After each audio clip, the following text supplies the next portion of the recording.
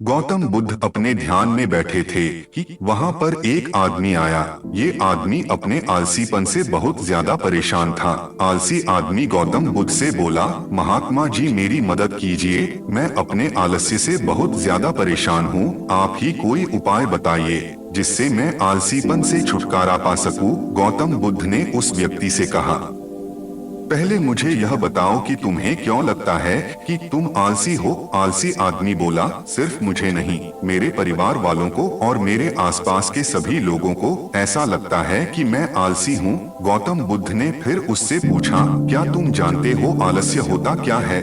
आलसी व्यक्ति बोला, नहीं, मैं नहीं जानता, किंतु मैं इतना जरूर जानता हूँ कि आलस्य बहुत बुरी चीज है। इसकी वजह से मुझे बहुत नुकसान हुआ है जीवन में। गौतम बुद्ध बोले, जिस परेशानी से तुम छुटकारा पाना चाहते हो, पहले उसके बारे में पूरी जानकारी ले लोगे तो उससे छुटकारा पाना आसान हो जाएगा। आलसी व्यक्ति बोला, भगवान, इतनी बुद्धि तो मुझ में नहीं है, आप ही मुझे इस समस्या के बारे में जानकारी दीजिए। गौतम बुद्ध बोले, आलस्य एक मानसिक अवस्था है, एक विचार है जिसे जाने अनजाने में हम खुद ही जन्म देते हैं। आलस्य दो मूलभूत कारणों की वजह से ही जन्म लेता है, एक है शारीरिक और दूसरा मानसिक। शारीरिक कारणों में पहला कारण है गलत तरह का भोजन। हम सभी जानते हैं कि हमारे शरीर को भोजन से ऊर्जा मिलती है और यह ऊर्जा सजीव चीजों से मिले तो अच्छी, यानी कि प्राकृतिक रूप से जो हमें भोजन की वस्तुएं प्राप्त होती है, उनसे अगर यह ऊर्जा मिले तो हमारा शरीर इससे अच्छी ऊर्जा प्राप्त करता है। इससे उलट यदि हम निर्जीव वस्तुओं से ऊर्जा प्राप्त करते हैं तो यह हमें आलस्य की ओर लेकर जाती है। दूसरा कारण है हमारी शारीरिक गतिविधियां, जो हमें आलस्य के चंगुल में फंसा सकती है। गौतम बुद्ध ने आलसी व्यक्ति को अपने शिष्यों की तरफ इशारा करते हुए कहा कि देखो, इनके चलने फिरने बैठने के तरीकों में तुम्हें कुछ अलग नजर आ रहा है।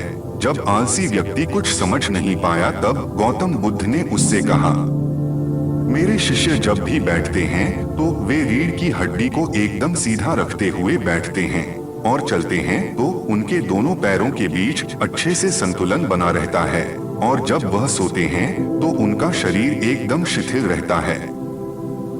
ऐसा करने से उन्हें रात्रि में एकदम सही तरीके से नींद आती है। आलसी व्यक्ति बोला, लेकिन नींद तो आलस्य का की एक स्वरूप है। बुद्ध बोले, हाँ, अगर उसे ज्यादा मात्रा में लिया जाए तो। बुद्ध ने इस बात को आगे बढ़ाते हुए कहा, नींद कम मात्रा में लोगे तो तुम्हें अगले दिन थकान महसूस होगी और ऐसा करने से ज्यादा आलस्य शरीर में आएगा। नींद ज्यादा लोगे तब भी यही परिणाम होगा। इसीलिए नींद को ना ज्यादा ना कम, एकदम सही मात्रा में लेना अति आवश्यक है।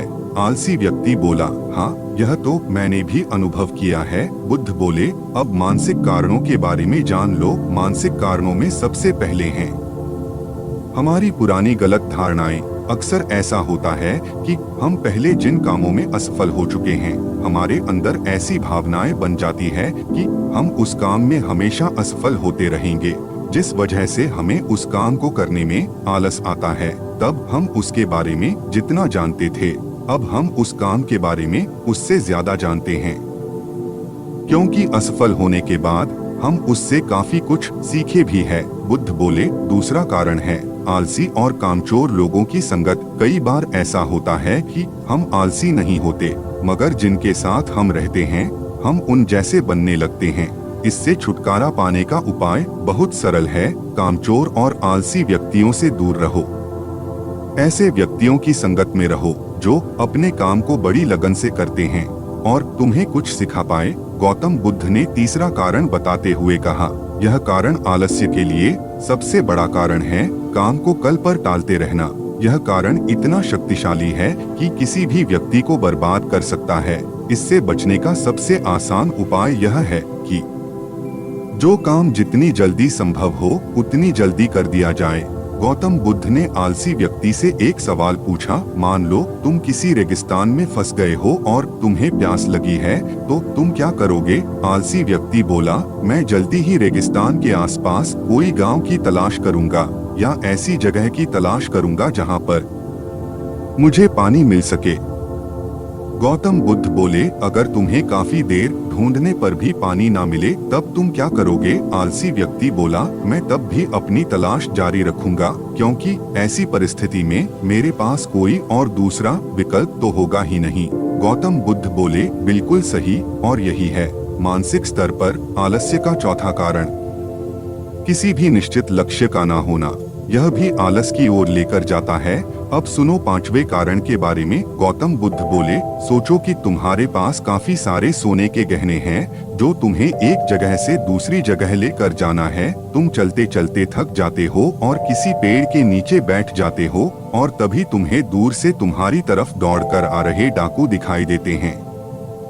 तो क्या तब भी तुम आलस करके वहीं बैठे रहोगे, या ऐसी परिस्थिति में तुम वहां से उठकर दौड़ने लगोगे? आलसी व्यक्ति बोला, जी मुझे वहां से दौड़ना ही पड़ेगा, नहीं तो मेरी जान और सोने के गहने दोनों खतरे में पड़ जाएंगे। बुद्ध बोले, यानी कि तुम्हारे पास एक ठोस वजह होगी दौड़ने के लिए। यही है आलस्य का पांचवा कारण, किसी भी काम के लिए ठोस वजह का ना होना। आलसी व्यक्ति महात्मा बुद्ध की बातों से संतुष्ट हुआ। वह बोला, महात्मा जी, मैं अब आलस्य के बारे में सब कुछ जान चुका हूँ, और अब मैं इन सभी कारणों पर काम करूँगा और अपने आलस्य को दूर भगा दूंगा। दोस्तों, आशा करता हूँ गौतम बुद्ध और आलसी व्यक्ति की यह कहानी आपको अच्छी लगी होगी, और इसके बाद अब आप कभी भी जीवन में आलस नहीं करेंगे।